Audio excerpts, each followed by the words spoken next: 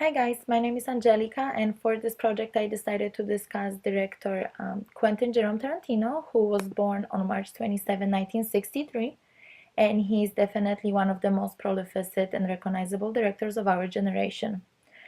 Surprisingly, his actual film credits include only 6 full-length films, one segment, and a series of scenes.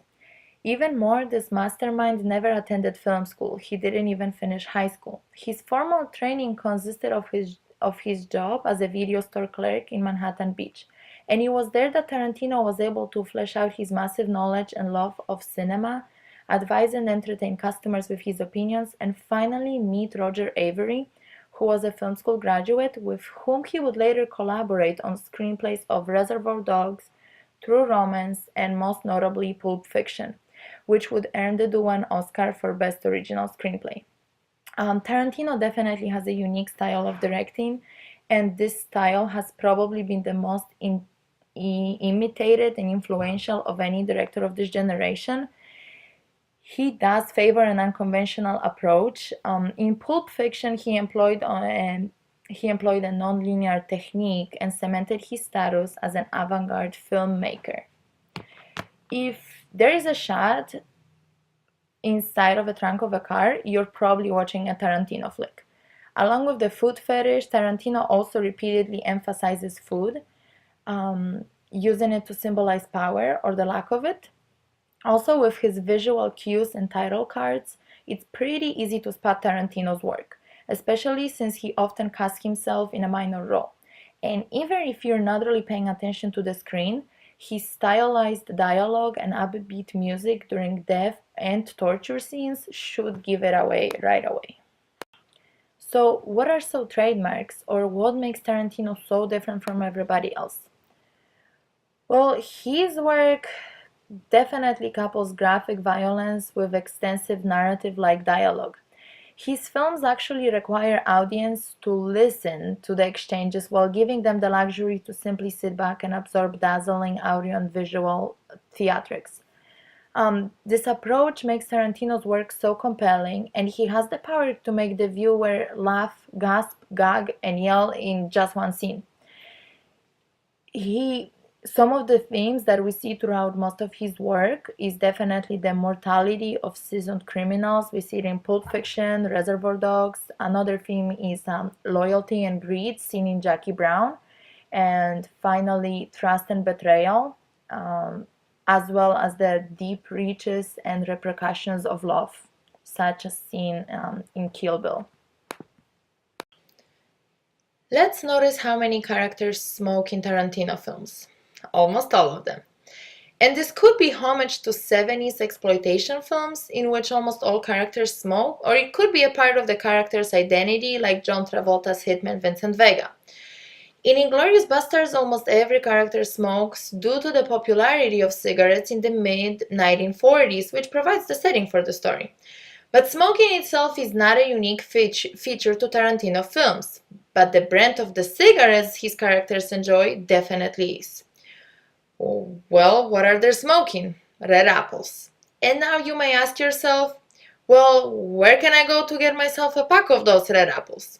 To Tarantino Land, which does not exist, just like the name of the cigarettes.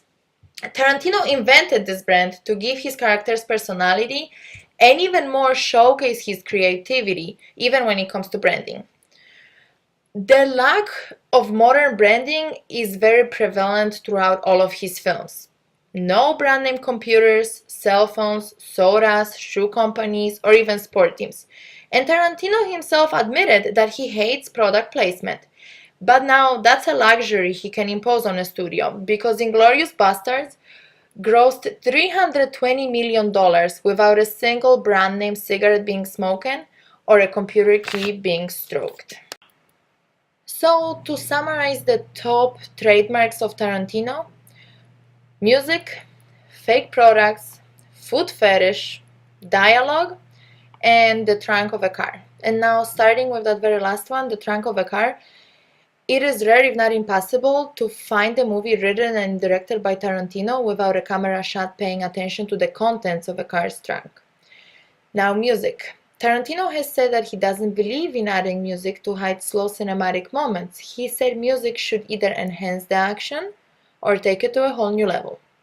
Fake products, like mentioned before, the red apples.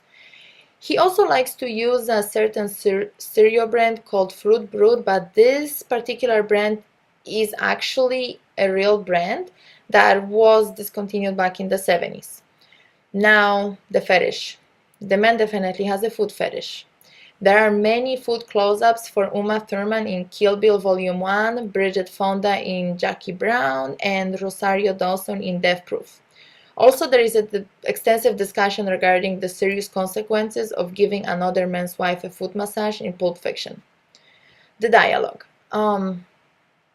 Early on, Tarantino considered his career as a novelist, which explains the razor-sharp, revolving dialogue that distinguishes him from his peers.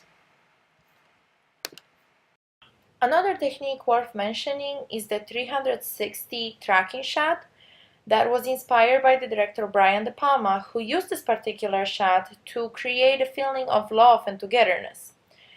Now, in the movie Jackie Brown, Tarantino uses the shot to create confusion and to actually trick the viewer.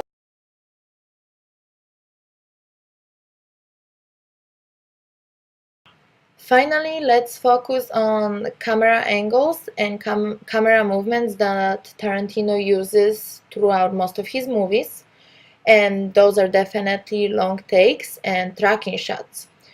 These kind of shots let us follow the characters and spend time with them without cuts or edits, and there is a real beauty and daring to this kind of cinematic sequences that allow the audience to establish almost kind of a relationship with the characters of the film.